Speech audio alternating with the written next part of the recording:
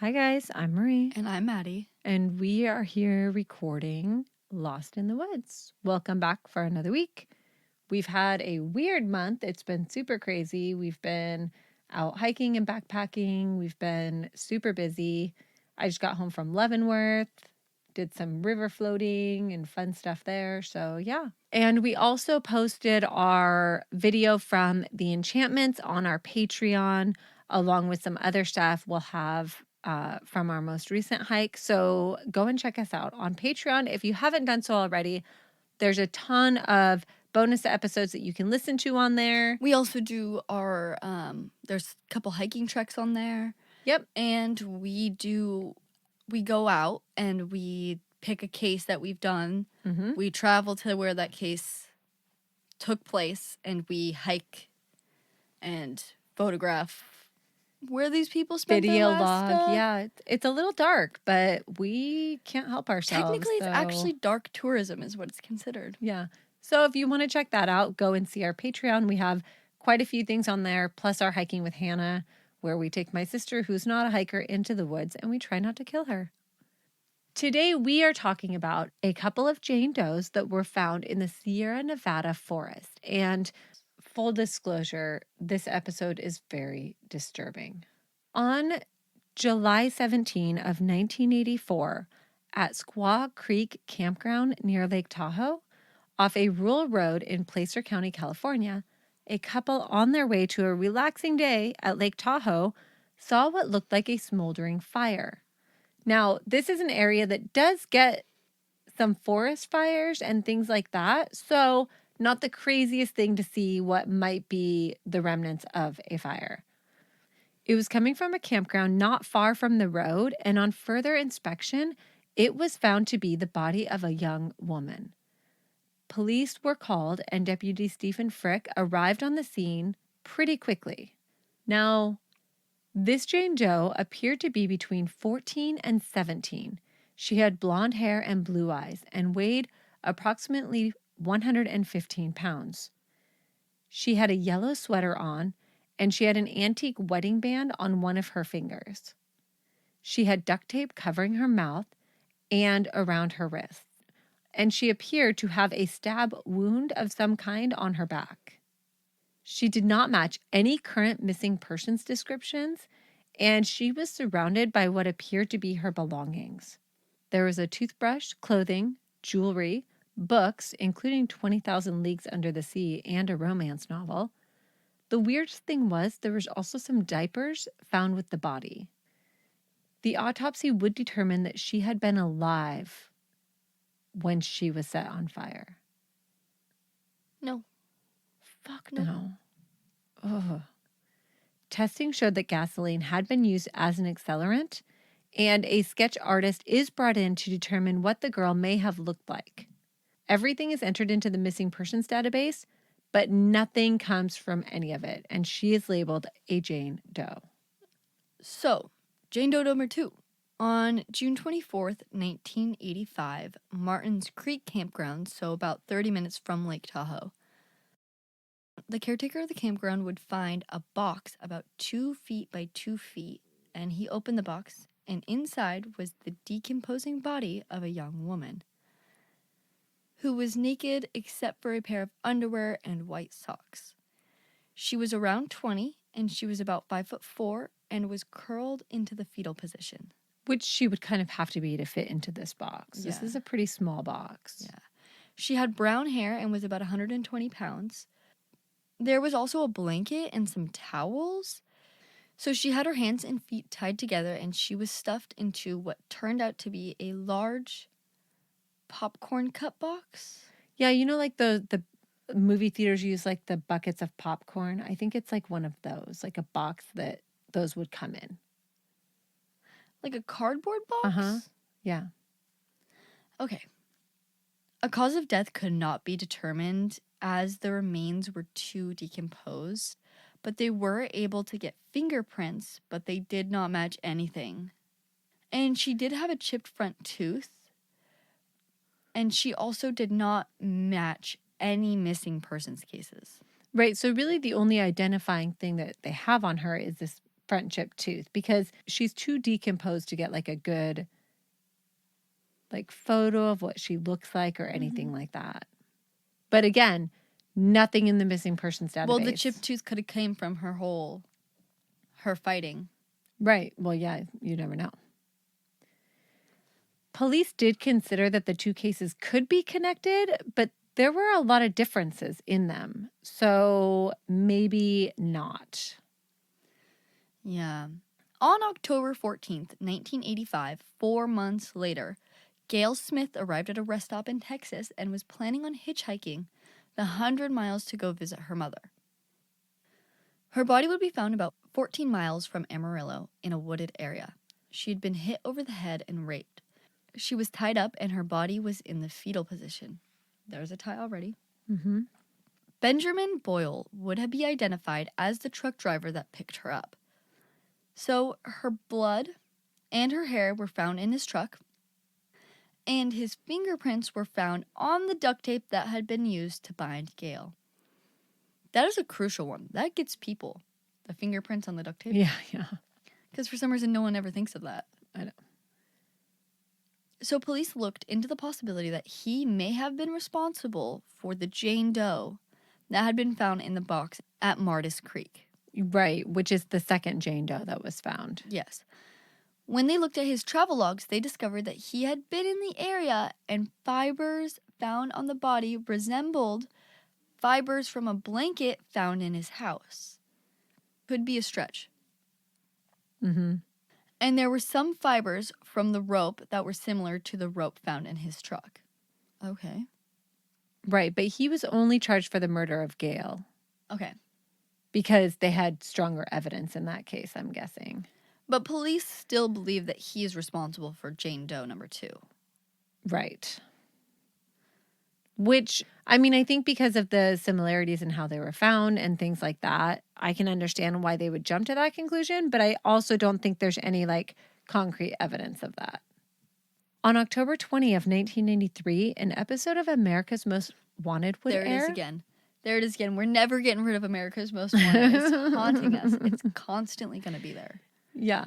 And at the end of this episode, they would show a tip line where anyone could report a crime. So not just like, if you know anything about like this episode that we just aired, call this number. It was like, oh, and here's a tip line where crimes can be reported, anonymous or not, you know, that kind of thing. Yeah. There would be a woman that would call into the tip line, and she would tell the operator that her name was Terry Knorr. She would have an incredible story to tell. She said that her sisters had both been murdered by her mother when she was 12 years old. Her mother's name was Theresa Knorr. Now, Terry, who, by the way, is named after her mother, Theresa. They call her Terry for short, though. She would tell the operator that she had been trying to tell her story for years and that no one would believe her. Which turns out she had literally told her story to police multiple times. Also to teachers and a counselor at her school. See, and her mom probably talked her way out of every one of those. Well, not only that, but Terry had had some issues with the law. So a lot of times when she would be telling this story, it would be when she was already in trouble for something, right? But yes, Theresa, we're going to talk about Theresa's nice little ability to talk herself out of some stuff.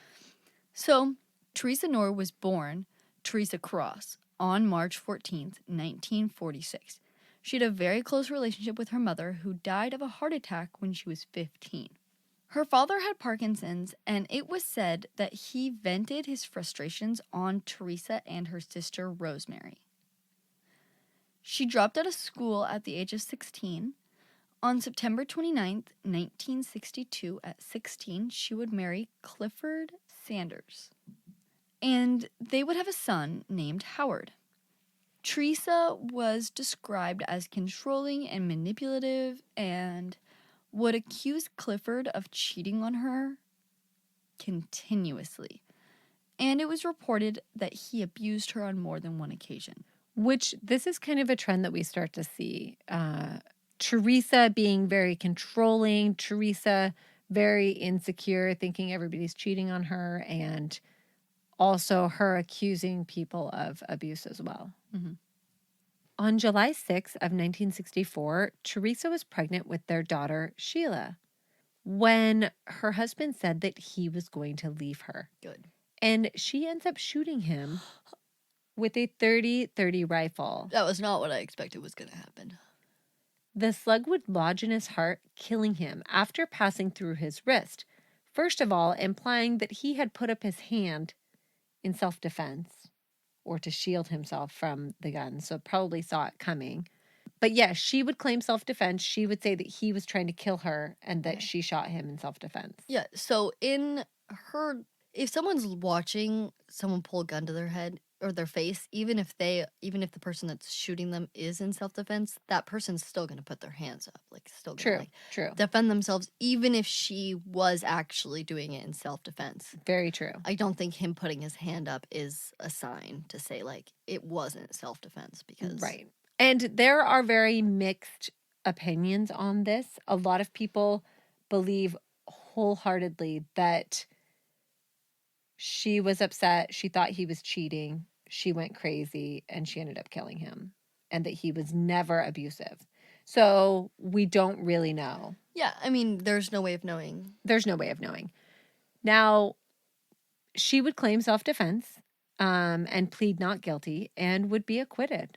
She told reporters as she was leaving the courthouse, "All I want is to go home and take care of my baby." She did go to the police station, though, and request to get the gun back. She would give birth to a baby girl who she would name Sheila, and this would make her a single mother of two, because remember, she already has a son. When did she have a son? They already had a son. That was their first. They had a son right after getting married. Okay, I guess I missed that part. Mm-hmm. It is reported by people in her life that she would start drinking more around this time. Single mother of two? Yeah. Just murdered your husband? Yeah, probably. Yeah, I'd say yes. Yeah. In July of 1966, she would marry a man named Robert Knorr. He was a Marine who seemed to care for Theresa and her two children, and he even adopted them. So Howard and Sheila get adopted by the new husband. Cool. They would have 4 more children together: Suzanne, Robert, William, and Terry. So Terry is the one that calls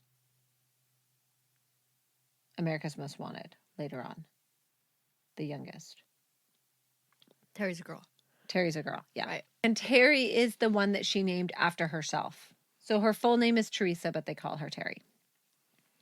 Theresa's jealousy problems did not go away, and Robert would actually leave her in 1969, and the couple would divorce by 1970. Wasn't like divorce not a thing? It wasn't very big Like, back then. It was not very big, and this is Mhm. her second husband that's been like, I want a divorce. Yep. Does not seem on par for the time. I mean, I guess it's Yeah. 69. It's 70. So I guess it Yeah. more acceptable. More divorces, yeah. More time, I feel like, in the 70s. And Theresa would also claim that Robert was abusive, and she refused to allow him to see the children after he left. In 1973, at the age of 25, she would marry railway worker Ron Pullum. This marriage soon ended due to Theresa's controlling and jealous nature. She really was very jealous. That seemed to be like a prevailing issue that she had. In 1976, she would marry Chester Harris. But wait, she kept the Knorr last name? I have no idea. That's what she's called in most things, so it could just be that it changes over time, but that's what everybody calls her, because that's what she had the majority of her children with that one. Okay. I don't know why, yeah. Okay, I'm just wondering because we started off calling her Knorr, but now that's not even her last husband. It's not. Or her maiden name, so. Yeah. And she is referred to as Theresa Knorr the most, even though her name does change multiple times, I believe. In 1976, she would marry Chester Harris, and he was 59, so quite a bit older than her. He was obese and had been married 5 times. He also smoked a pack of cigarettes a day. She's 28 at this point. Right. They married after only 3 days of knowing each other. Continue. Yeah. He made it clear that he did not like Theresa's children, with the exception of Susan, her third oldest, who was 10 years old at this time. And this actually enraged Theresa. It should. So Susan was like a big reader, and they talked a lot about books and stuff. It still gives me a creepy vibe, but either way, That's what I was thinking. there's no reports of him actually being creepy or inappropriate in any way, shape, or form. So we don't know that there was anything to this, but either way, it enraged Theresa, and she became very jealous of the relationship between Susan and Chester. Because I just feel like it's weird the fact that he very clearly didn't like the rest of the children, but liked the one girl. Mm-hmm. Theresa would file for divorce after 3 months, and she became convinced that he had been a demon that may have also infected Susan. Oh my god, a demon. Well, how would you know if he's a demon or not? Because you literally married him after 3 days of knowing him. Mm-hmm. And we're only married to him for 3 months. You know someone after 3 months? So Theresa kept their home immaculate. Which is not a sign of craziness, just saying. Like clean? Yeah. She kept her home spick and span? Uh-huh. Maybe it's just a sign of a bored housewife. Could be. I don't think so, though. I think she's very crazy and controlling, but I'm just saying not all people who keep their house clean have a problem. I'm literally coming for you right now. So, and her children were always behaved in public. Like, they were well-behaved little kids. Mm-hmm. So, Teresa's mental and physical health seemed to decline. So, she started having paranoid delusions and also gained some weight at this time, which is only relevant because she blames this weight gain on her daughter Susan because she's possessed by a demon. Yeah. We'll talk more about that later. So, she pulled her children out of school and refused to let them go anywhere. Good. That's the option. She also turned off their phone service. And according to the children, she became violent and abusive, and she would accuse her kids of doing things that they did not do, and would burn them with cigarettes and deprive them of sleep, and she would also beat them with the, in quotes, Board of Education. Right, which was a 3-foot-long board that had tape around the bottom of it, like a handle to fashion a handle, and it said Board of Education on it. Dude, cool. People have no souls. She even forced her other children to hold the accused children down so she could beat them. Yeah, and so at one point, too, she also locked her daughter Terry in a freezer when she told someone that her mother wasn't taking care of her and her siblings.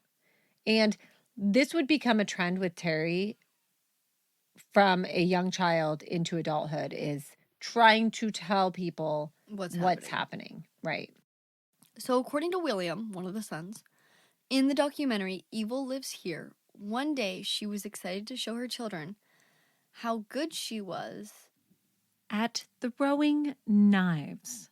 Like what? And she had William stand in front of a wall and she threw knives at him, missing him every time. But when it was Sheila's turn, she got stabbed in the shoulder but blamed Sheila for moving. Yeah, I wouldn't want to stand in front of her while she threw knives. Yeah, no. Most of the information that we have about the childhood of these children comes straight from them years later after they're all adults. Like, there's been books written on this, there's been documentaries on this, there's a lot of information out there. So we are also getting all of this information from an adult telling it from their childhood perspective. So she also tended to focus a lot of her anger on her daughters, who couldn't seem to do anything right. So she forced Susan and Sheila into prostitution, and she took all of this money from the prostitution from them. What in the fuck? She also became very religious.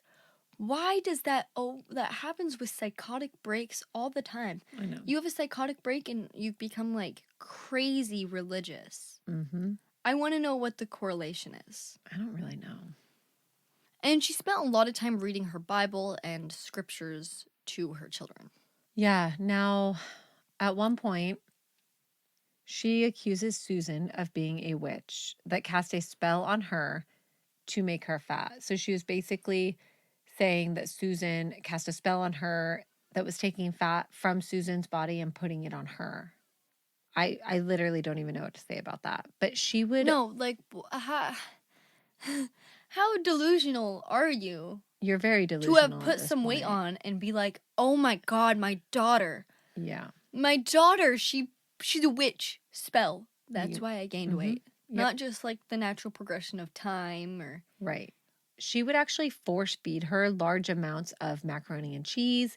She would add lard to it to try to fatten her up more. And if she threw up, she would then make her eat her vomit.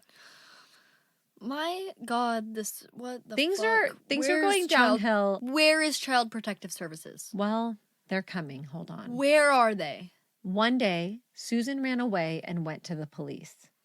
Susan tells the police about everything that's going on in their house, and caseworkers are sent to the house, where Theresa, of course, denies all of the claims of abuse.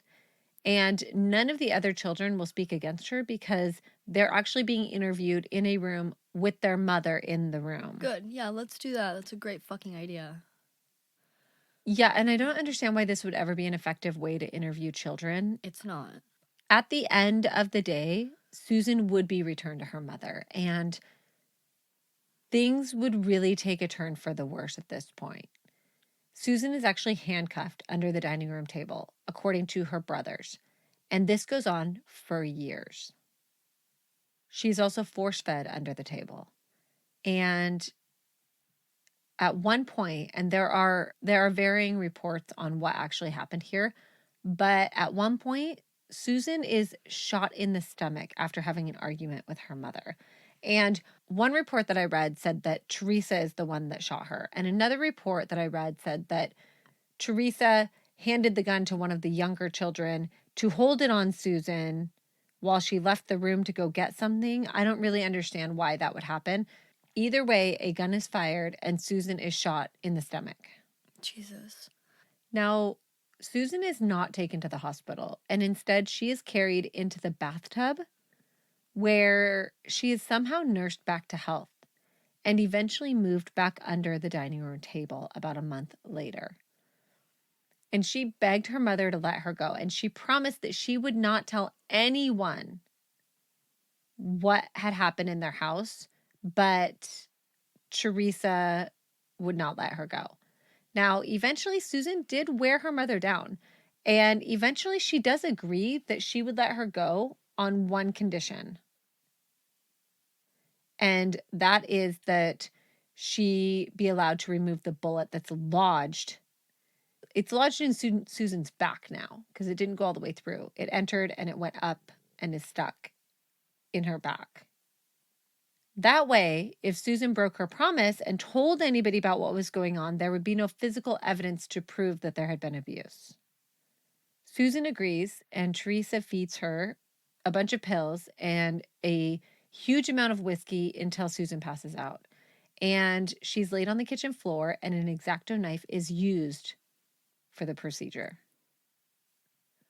Now, she does get the bullet out, and from what the children say, she flushes it down the toilet. But when Susan wakes up, she's in horrific pain and eventually slips into a coma. Okay, so Susan's in a coma, but Theresa is convinced that she's faking it. And Susan is left on the kitchen floor. She does eventually lose control of her bladder, and this is when Theresa starts to put diapers on her. Susan then turns yellow from sepsis and jaundice, And Theresa was convinced that this was proof of her being possessed by a demon. And she believed the only way to get rid of the demon was with fire. Oh my god, so she's the Jane Doe #1. Yep. Fucking A, what the fuck? Where's Child Protective Services? They need to do better. They don't do good enough. They Now, don't do good enough. I know. She put duct tape over Susan's mouth and tied her up, and then instructed her sons to load her up into the car with all of her belongings. They drive to a secluded area and unload her and all of her belongings. And then her brothers pour gasoline over her and her things. That's where there were diapers. Yep. She had William light a match and throw it on her. Now, William actually says later on that they poured gasoline all over Susan's things and then tried to put the gas can down. And she said that they needed to pour it over Susan as well.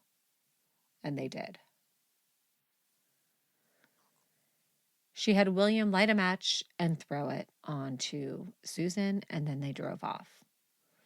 On the drive home, a bird actually smacked into the windshield, and Theresa told her sons that this was a sign from God that they had done the right thing. I can't. Now, with Susan gone, Theresa starts to focus on Sheila. Some things that Sheila endured were being force-fed with so much force that it actually broke her front tooth. She beat her, demanding that she confess to transmitting a venereal disease to her mother from the toilet seat. So Theresa gets a venereal disease, and she is convinced that Sheila gave it to her and that she contracted it from the toilet seat. Dumbass. She also believed that Sheila had been possessed by a demon, and she eventually tied her up and locked her in the closet. And this is a very small, like, broom closet. She would be locked in the closet for weeks at a time, and her siblings were threatened if they tried to let her out or sneak her food. But they did it anyway. But Sheila wasn't even strong enough to eat or drink. She could be heard talking about climbing toward a light in the closet, and then they heard a thump. And within days, a smell started to come from the closet. And when Theresa finally opened the door, Sheila's lifeless body fell out. Robert brought a popcorn cup box that he found at his work because he worked at the local movie theater. They loaded her into the box and loaded it into the car, and they drove to a secluded place where they got out of the car to dig a hole when a police officer pulled up behind them. Theresa told the officer that they had stopped for her sons to use the bathroom, and the police officer told them to move along. Apparently, he did not recognize the smell of decomposition because the brothers said that it was horrendous in the car. They then immediately left there because they didn't want to be associated with the area. They drove to Martis Creek Lake and dumped her there. Terry was put in charge of cleaning the closet while they were gone, and I'm sure spent her time contemplating her own fate. Because think about it. Her two older sisters have now been murdered by her mother. Yeah. Like, you have to think that you're next in this situation. Now, Terry said during her interview with Cold Case Files that there were pieces of her sister's face on the floor of the closet. Like, that is so fucked up. Terry is 15 and recalls a conversation she had with Sheila about Susan telling her that their mom was going to kill her and then kill Sheila. Mm-hmm. And then Terry had a conversation with Sheila before her death that their mom was going to kill Sheila and then she was going to kill Terry. Right. So the cycle just keeps getting dropped down from daughter to daughter. And Terry begged her mom to let her go. And her mom actually agreed, saying that you can leave on one condition. Their house still smelled like death, and on September 29th, 1986, she would have to go in and dump lighter fluid all over the apartment and set it on fire. After doing this, Terry left her mom for good. So that was their deal, is if Terry burned down the apartment, she could leave. Right. Now, after this, Theresa moves to Salt Lake City, Utah, since all of her children had either died or left her, because her sons have all grown and left her house now as well. Yeah. Because Terry's the youngest at 15, Right. which means that her brothers are probably like 17, 18-ish. Mm-hmm. She cuts her hair and she started wearing a blonde wig and also wearing nice clothing. This is the story, right? Like, this is the story that Terry is telling. And police don't have any tissue samples from the bodies that were found, but Terry is actually able to explain all of the wounds and even articles of jewelry and clothing that the girls had been wearing. And when police actually ran fingerprints that they had lifted from a nearby plastic bag, they ended up coming back to Terry's brother, Robert. Yeah, there you go. I'm sorry, but her story that she says already, I think, has some... Obviously, yeah. Has some weight to it. Like, oh, why were there diapers at the scene when this person obviously isn't in diaper wearing age? Oh, well, she was in a coma. So my mom was putting diapers on her because she couldn't control her bowels. Exactly. So basically, she's able to explain some of the questions that police had. Yeah, so...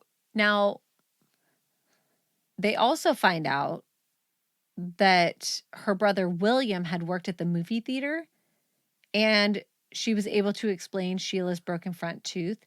They are sure that these two girls are probably Terry's sisters and that she's telling the truth.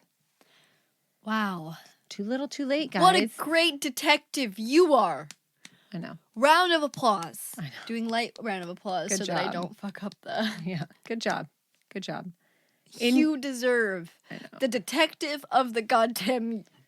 Well, this one might, because they actually tried to figure it out. In November of 1993, arrest warrants are issued for Theresa and her two sons, William and Robert. Robert is found in a Nevada prison where he is serving time for shooting and killing a bartender 2 years earlier. William is found in Woodland, California.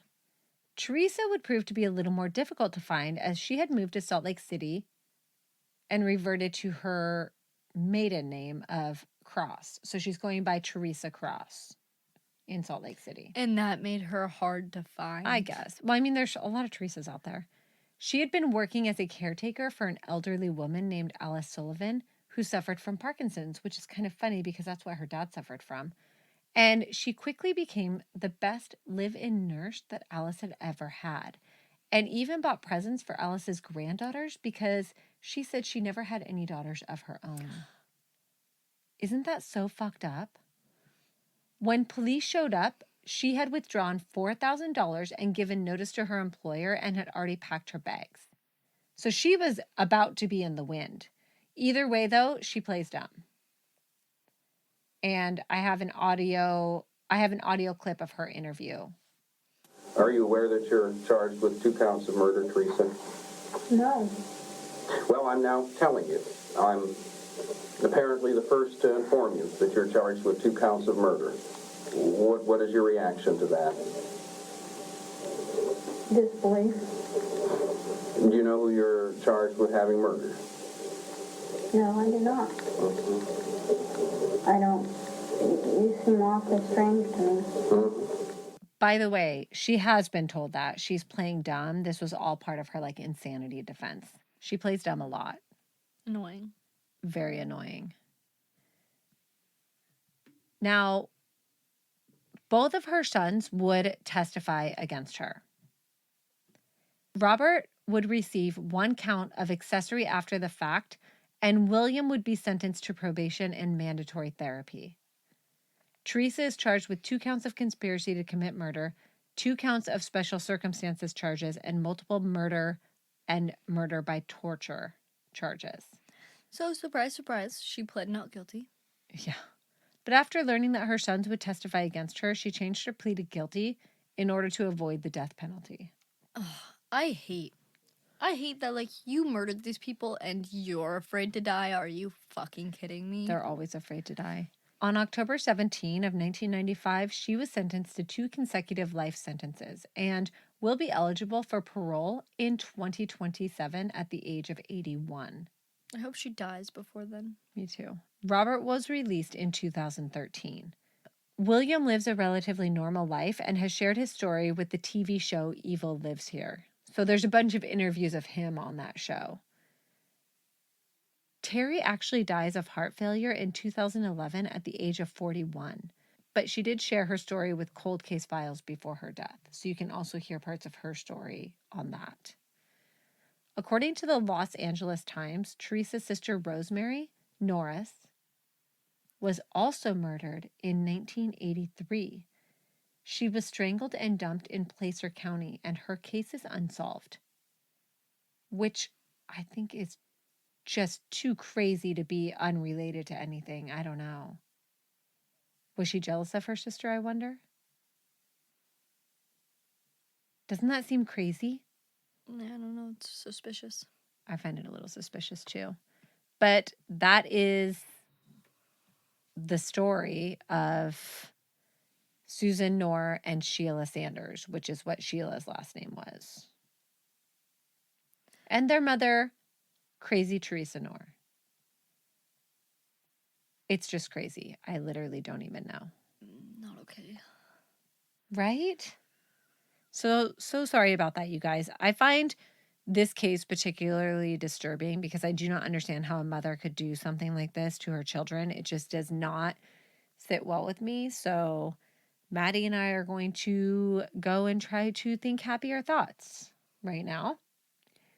If you want to see some baby goats, go look at our social media. We posted a video on there from our last hike.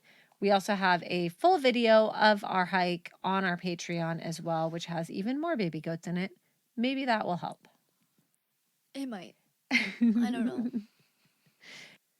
Yeah, and then tonight we're going to go out and we're going to make s'mores on our new fire pit. Our smokeless fire pit. Yeah, so we got this fire pit from Bowls of Fire. It's really cool. It's like this huge stainless steel fire pit. It has like a little grate that swings around and you can cook food and barbecue on it and stuff. It's like a smokeless version. It's amazing. So we're going to go make some s'mores on that. I'm excited. I want some s'mores. So good. All right. Thank you guys so much for tuning in, and we will talk to you soon. Yeah. Bye.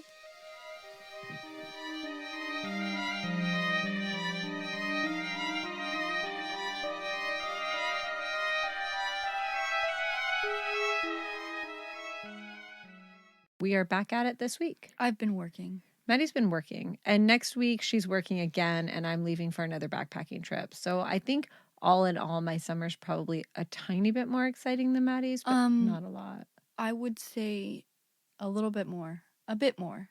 A bit more? A good amount more. Okay. We did just get back from Gothic Basin. We did an overnight there. It was some brutal uphill, but it was amazing. The views were incredible. Yeah. Yes. But we survived the night. There's probably by now pictures of us on Instagram with a mosquito net over our heads. That definitely happened. The only way I survived. So if Patty is next to me, she doesn't normally get bit, so she's safe. While we were sitting there with the mosquito nets on our heads, I got like 7 bug bites around my knees for some reason. I don't know why. I had pants on. You were wearing leggings, though. They can bite you through leggings. And my leggings were covered in bug spray. They didn't give a fuck. They did not. That one literally depends on the person. It's like when we hiked the last hike and we saw the dead deer in the lake, and half the Oh my people we gosh. told about the dead deer were like, "Oh, poor deer," or one group was like, "Oh." Like they didn't. We There's a thought deer? we thought it was really cool. So there was like this half frozen lake, and in the lake we could see something, and it was in like kind of the shallow area, which is still really deep in Which this is lake. still like 5 to 6 feet down, by the way. It's like Right. a crystal clear lake. It's crystal clear, so you can see really good. And we could see something in the lake, and we were like, "What is that?" So we got closer to it, and It was calling to me. It Yeah. was screaming my name from the bottom of the lake. Yeah. So we got closer, and it was like a deer, and it was just like laying at the bottom of the lake, and it was mostly bone at this point, but like the head's like not there at all. There's no head bones at all. Yeah, the head is gone. It The looks- spine is like separated. It looks, I mean, it was just so I think it was cool. For me, I think it was cool Okay, because it was a very, like, almost, uh, I don't know, it was an experience. I And had to stop myself from swimming down into. My mom had to stop me from she swimming wanted to into the. go and get a Well, bone, and I I was knew it like, wasn't no. possible. I knew it wasn't Yeah. possible because it was too deep. But like, But we did think it was really cool. Like, at some point, this poor deer probably fell through the ice and couldn't get back out again because the water had only recently started to. yeah, and it definitely thaw. hadn't been there since like last summer. No, Like, it's was definitely like this season for sure. And so, like, we just thought it was like a really cool it's thing. not something you see all the time. We do a lot of hiking. I have never seen a dead deer at the bottom. I've seen fish bones and stuff at the bottom of lakes. Right, but like an entire deer. An entire deer. Yeah. So we were like, we ran into a hiker coming down, and I was like, he stayed at that lake. We had stayed at a different one, but he stayed at that lake, and we were like, oh, did you see the deer? So he was like, oh my gosh, now I want to go back and see the deer. And we were like kind of chatting about it. And he was like, did you guys take a picture of it? And we were like, yeah. And then at this point, 2 other girls come up and we're like talking about this deer that we saw at the lake. And so we like show him the picture, and he's like, oh my gosh, that's so cool. He's and like, then I want to hike back up and go see it now. Yeah, Like, I missed it. And then one of the girls steps over and she looks at it and she's like, oh, poor I- deer. I thought you guys were talking about a live deer. And then I felt really judged. We got a lot of different mixed things. Reactions from it. But the guy was definitely my favorite. I want to hike back up. I want to see it. Because he hiked right past it and just was He missed going it, up yeah. instead of looking down at the lake. But It was crazy. But yeah, so it's one of those things where you never quite know. Yeah.